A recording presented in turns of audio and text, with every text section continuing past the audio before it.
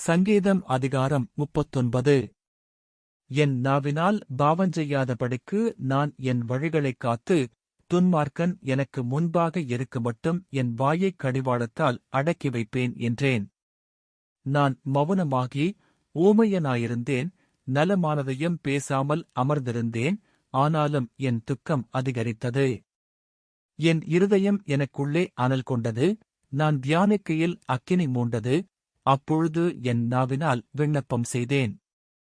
கர்த்தாவே, நான் எவ்வளவாய் நிலையற்றவன் என்று உணரும்படி என் முடிவையும் என் நாட்களின் அளவு இவ்வளவு என்பதையும் எனக்குத் தெரிவியும். இதோ, என் நாட்களை 4 விரற்கடையளவாக்கினீர். என் ஆயுசு உமது பார்வைக்கு இல்லாதது போலிருக்கிறது. எந்த மனுஷனும் மாயையே என்பது நிச்சயம். வேஷமாகவே மனுஷன் திரிகிறான், விருதாவாகவே சஞ்சலப்படுகிறான், ஆசையை சேர்க்கிறான். யார் அதை வாரிக்கொள்ளுவான் என்று அறியான்.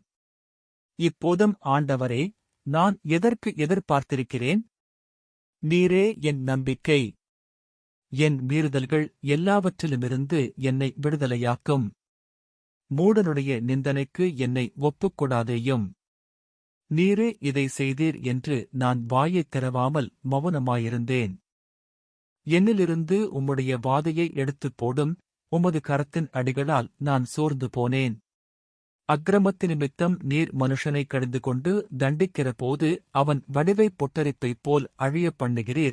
நிச்சயமாக எந்த மனுஷனும் மாயையே. கர்த்தாவே, என் ஜெபத்தைக் கேட்டு என் கூப்பிடுதலுக்கு செவிகொடும். என் கண்ணீருக்கு மவுனமாயிராதேயும். என் பிதாக்களெல்லாரையும் போல நானும் உமக்கு முன்பாக அந்நியனும் பரதேசியுமாயிருக்கிறேன். நான் இனி இராமற் போகுமுன்னே தேறுதலடையும்படி என்னிடத்தில் பொறுமையாயிரும். ஆமேன்.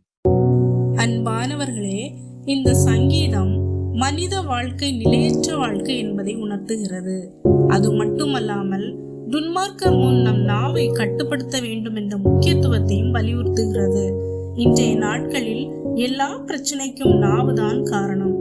எனவே நம் நாவை அடக்கிக் கொண்டு இந்த நிலையற்ற வாழ்க்கையில் நாம் தேவனோடு உள்ள ஐக்கியத்தையும் மேம்படுத்தி வாழுவோம்.